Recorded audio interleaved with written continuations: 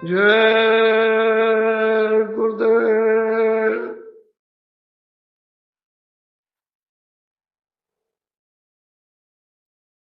जय गुरुदेव नाम किसका।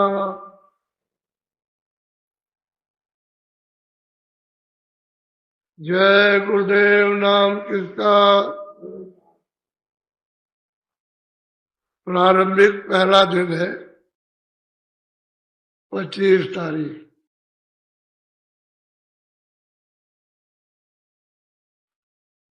सुबह आपको ये बताया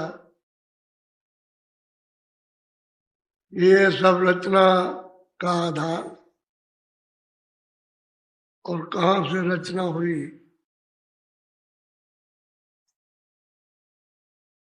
और इसका कौन मालिक है, इन सब जीवात्माओं का, रूहों का, तो उसका आपको एक संकेत दिया। ये सब आधार सतलोक, जितने भी सब सत्पुरुष का अपने अपने मुकाम पर बैठकर सब उसी का ध्यान कर रहे हैं। उसके ध्यान से अस्त व्यस्त हो जाए तो ये सब उनका ये राजी चला जाए, इसलिए वह अखंड ध्यान कर रहे हैं। ईश्वर सहतल कमल में बैठे हुए निरंतर अखंड खंडित नहीं होता है, उसी का ध्यान करते हैं। और त्रिकुटी में ब्रह्म, वो भी उसी का ध्यान कर रहे हैं। और 10वें द्वार में पार ब्रह्म, वो भी अखंड ध्यान उसका कर रहे हैं। और भमर गुफा में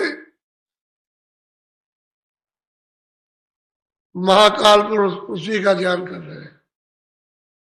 और जो 12 है वो भी सब ध्यान में लगे हुए।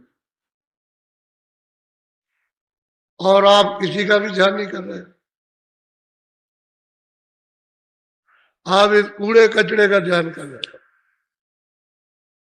इसमें लगे हुए हो। ये कूड़ा कचरा तो है आपका और मेरा है नहीं है, ये सब धोखा दे देगा।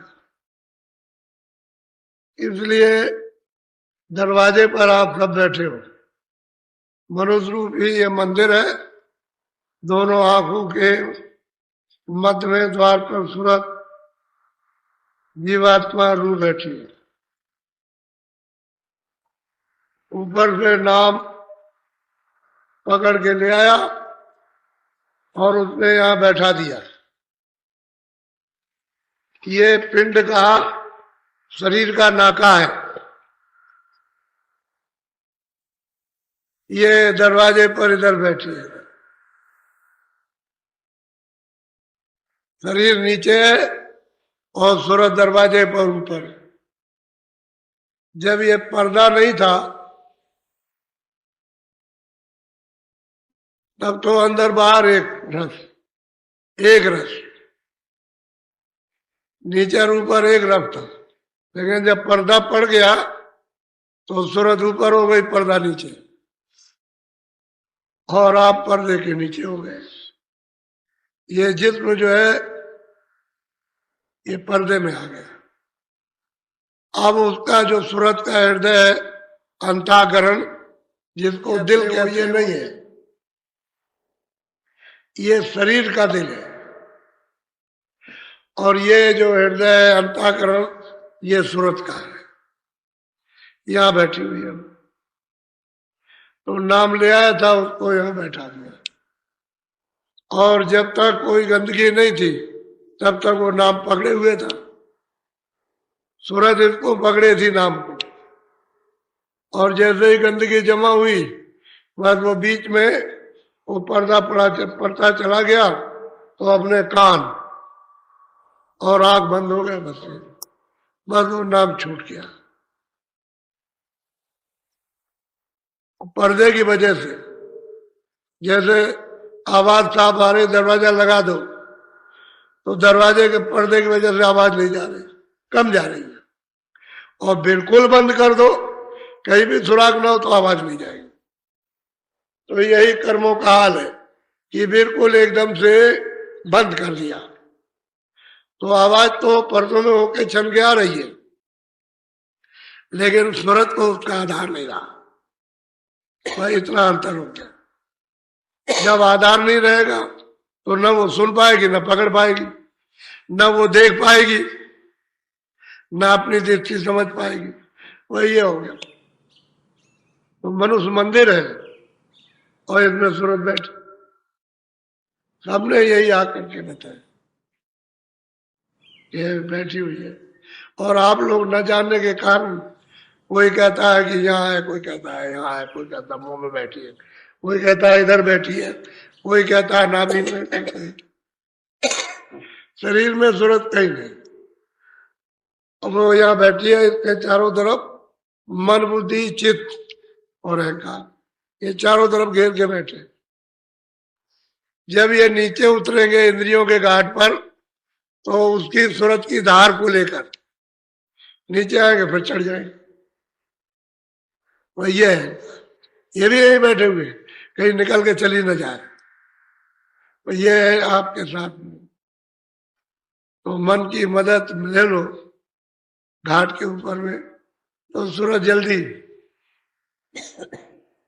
उसको अब आधार मिल जाए। नाम नाम कहते हैं शब्द, नाम कहते हैं आवाज, नाम कहते हैं बाजा, नाम है देववाणी, आकाशवाणी, नाम कहते हैं कलमा और आयते।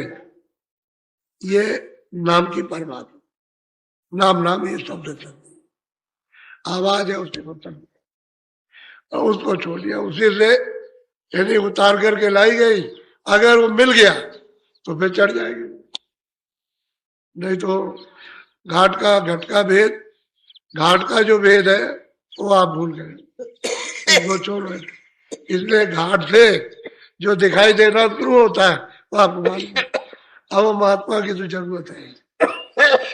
तो आज सुबह आपको बताया था इन सब रचनाओं का आधार जो है वो सतलोक में विराजमान, और अपनी स्थान को, अपनी जगह को छोड़ते नहीं वही रहते। और उनका वो देश कितना बड़ा है, ये सब इकट्ठे कर लिए जाए। ये सब संसार, स्वर्ग, वैकुंठ और ईश्वर का लोक और ब्रह्म का लोक और पार ब्रह्म का सब इकट्ठे कर दिए जाए तो लोटा भर भी नहीं होगा, एक लोटे के बराबर भी नहीं, और उसमें डाल दिया जाए तो आप ये बुद्धि से अनुमान करो कि वो कितना बड़ा होगा। अपार अपार सागर है, अपार देश है, ये कुछ नहीं है।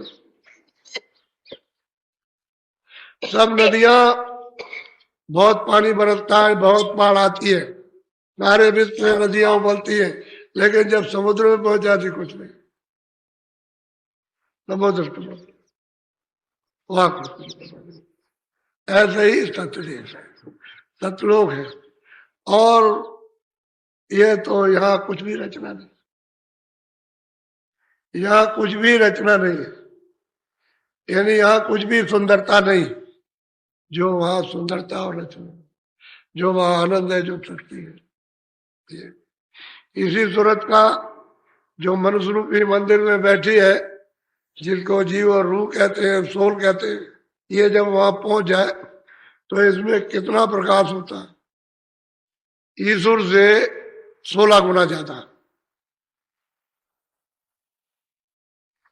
ये ऊपर जब चढ़ती है तो बहुत ज्यादा, और सतलोक में पहुंच जाए तो फिर उसकी सीमा ही नहीं है, ये कितना इतना प्रकाश, यही सूरत।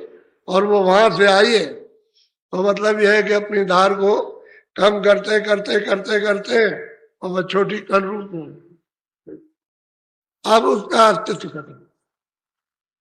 आंखों के पीछे बैठी है, लेकिन अब न जानने के कारण क्या करें।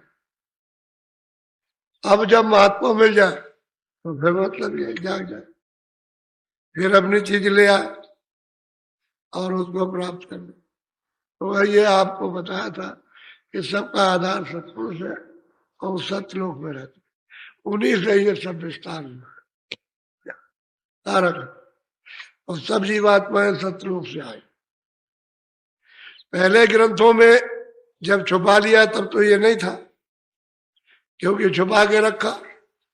पहले तो सब सुख देकर बुला दिया, हर तरह का सुख आपको मिला, इतना सुख दिया गया यहाँ बुलाने के लिए, बताने के लिए इतना सुख दिया है, हीरे जवाहरात शरीर से, सब चीजों से तो आप बिल्कुल धीरे धीरे भूल गए।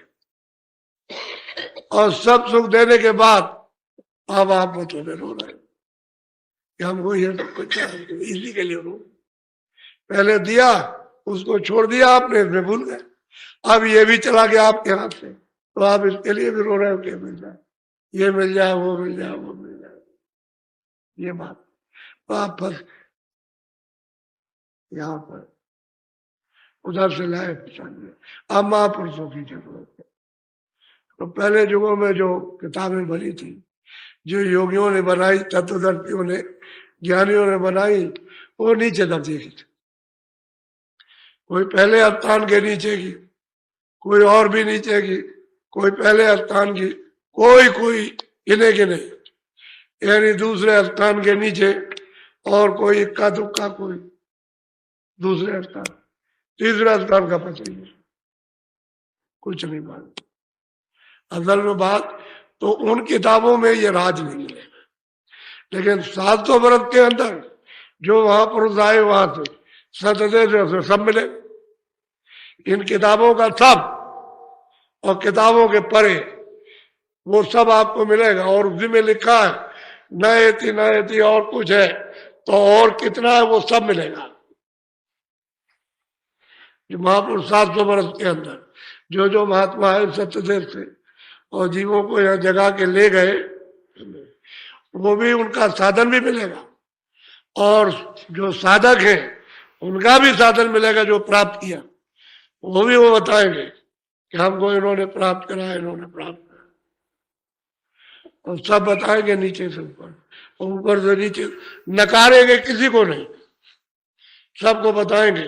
तुम यहाँ हो इसको बताएंगे, तुम स्वर्ग में हो स्वर्ग को बताएंगे, बैकुंठ में बैकुंठ को, नरकों में तो नरकों को बताएंगे, 4 खानों में तो ज्यों का त्यों बताएंगे। सब देखते जाते हैं और देखते आते हैं, उनके आंख के सामने कुछ छुपता नहीं, सब देखते। इसलिए उनका प्रमाण आप मानते हो, उसी में तो आपको धोखा हो गया, उसी में धोखा हो गया। 80,000 कर्मकांड बना दिए विधान में, 16,000 उपासना कांड और 4,000 ज्ञान।